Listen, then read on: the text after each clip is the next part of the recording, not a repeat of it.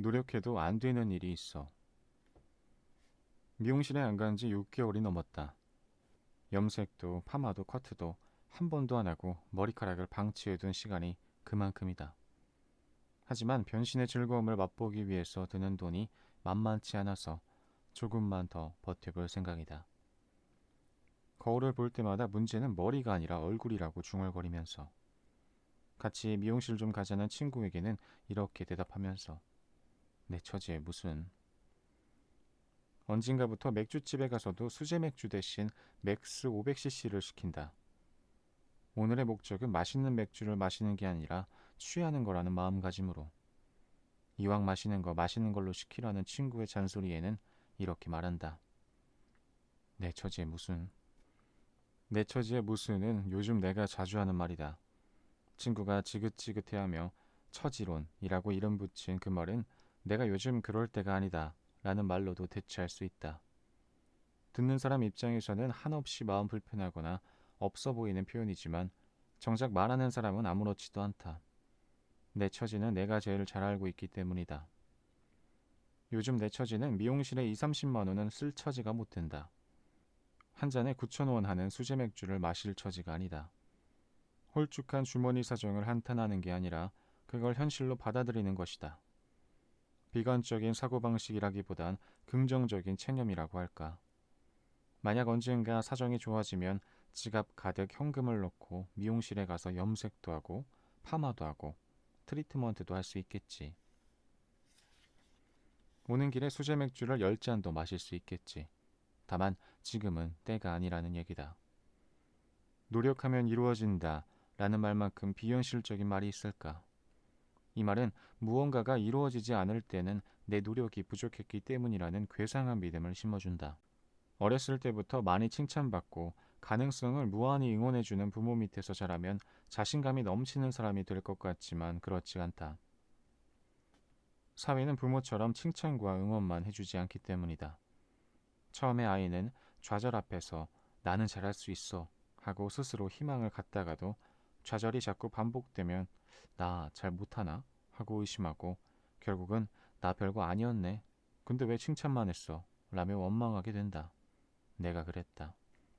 어렸을 때 엄마는 신우야, 너는 뭐든지 할 수 있어. 노력하면 다 잘할 수 있어. 라고 늘 칭찬해 주셨는데 정작 나는 칭찬받을 일은 하나도 없는 아이였다. 남들에게는 애가 머리는 좋은데 노력을 안 해요. 라고 하셨는데 나는 노력했다. 다만 머리가 안 좋았을 뿐이다. 남들 다 푸는 산수 문제도 못 풀고 체육도 못하고 엎친 데 덮친 격으로 수줍음도 많아서 사람 사귀는 일에도 젬병이었다. 엄마를 원망하는 건 아니다. 엄마의 기대를 충족시켜주지 못해서 종종 미안할 뿐이다. 엄마는 노력하면 다 잘할 수 있다고 했는데 세상에는 노력해도 안 되는 게 너무 많았다. 집에서는 칭찬을 받지만 밖에 나가서는 눈에 안 띄는 아이에게 끊임없는 칭찬은 마음을 누르는 짐이 된다. 그리고 세상은 점점 두려운 곳이 된다. 그래서인지 지금까지도 유난히 부끄러움을 많이 타고 겁이 많다.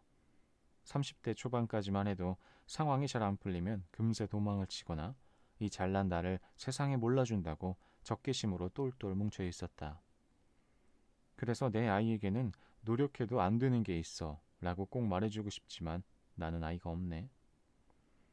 대신 조카에게는 잘하는 것 딱 하나만 있어도 충분해 라고 몰래 이야기해주곤 한다.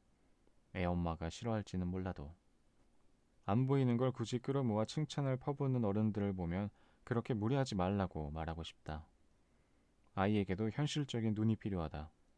공부를 못하고 관심도 없는 아이에게 노력하면 공부를 잘할 수 있다고 북돋을 게 아니라 넌 공부는 부족하지만 춤은 잘 추지. 그림을 참 개성있게 그리는구나.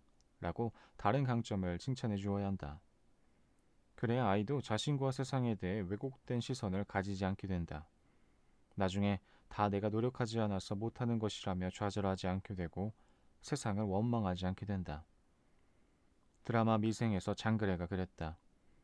취업을 위해 서류를 내는 족족 떨어지고 면접을 보는 족족 미끄러지는 자신의 처지를 비관하면서 내가 이 모양인 건 노력을 안 해서 그런 거다 라고 되낸다.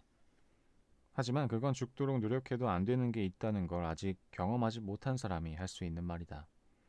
어른이 되고 나서도 그런 생각을 갖고 있다면 그거야말로 철 안 든 사람이다. 그런 의미에서 부모들은 이기적이다. 웬만큼 노력해서 안 되는 건 노력을 더해도 안 된다는 것을 왜 미리부터 가르쳐 주지 않나. 정작 본인들은 그 사실을 매일 뼈저리게 깨닫고 있으면서. 어느 날 포로리는 당분간 부모님 집에서 지내기로 한다. 누나가 결혼한 뒤로 병든 어머니와 나이든 아버지를 돌봐줄 리가 없어서 자신이 함께 머물며 간병을 하기로 한 거다. 하지만 매일같이 새 식구 몫에 도토리를 줍느라 허리가 휘고 집안일 하면서 부모까지 돌보느라 지쳐간다. 늘 만나기만 하면 웃음이 끊이질 않던 보노보노를 오랜만에 만나고도 반가운 기색 하나 없이 뾰족하게만 군다. 그런 포로리에게도 열망이 있었다. 이 한 몸 부서지도록 부모님을 간호해서 하루빨리 낫게 해주고 싶은 바람이다. 그래서 피곤한 몸을 이끌고 아버지와 함께 꽃구경을 간다. 1년에 딱 한 번 피는 이 꽃을 올해도 내년에도 아버지에게 보여주고 싶다고 다짐하지만 아버지는 한 번이면 족하다며 찬물을 끼얹는다. 그 말에 포로리는 그동안의 서러움과 억울함이 폭발한다. 여러 번 볼 수 있으면 좋은 거 아니에요? 저도 그것 때문에 돌보고 있는 거잖아요. 그런데 한 번이면 됐다니 나더러 어쩌라는 거예요. 낫게 해주고 싶어서 간병하는 건데 그런데도 하나도 나아지질 않아서 괴로운데. 아들의 푸념을 들은 아빠는 이렇게 말한다. 포로리, 낫지 않아도 괜찮아. 낫게 해주지 않아도 괜찮단다. 아빠의 이 말을 듣고 나서야 포로리는 깨닫는다. 부모님을 낫게 해주고 싶다는 것은 자기만의 열망이었을 뿐 정작 두 분은 자식의 부담감을 아는 채 희생하는 일을 기뻐하지만은 않는다는 것을. 하루가 다르게 달라지는 자신들의 건강을 현실로 받아들이고 어느새 체념하고 있다는 것을. 예상치 못한 아빠의 말에 포로리는 당황하면서도 마음이 놓인다.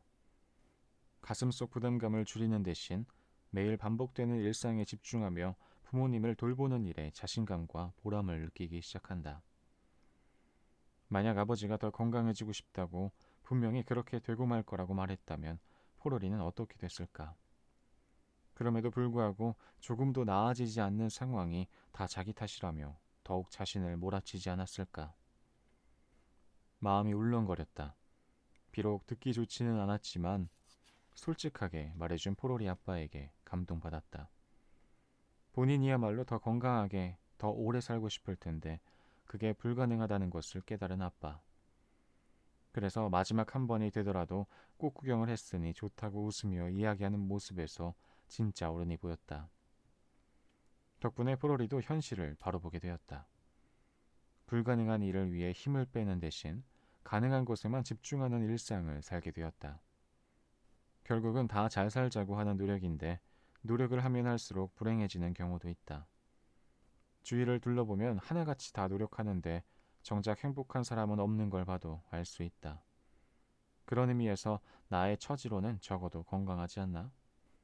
지금의 처지를 깨닫고 그에 걸맞게 생활하겠다. 앞으로 달라질 처지를 기대해보긴 하겠으나 막연히 희망에만 빠져 살지는 않겠다는 의지의 표현이니까.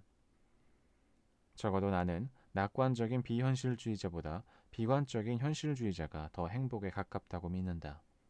그게 더 건강한 삶이라 믿는다. 오늘은 여기까지 읽겠습니다. 오늘도 수고하셨습니다. 감사합니다.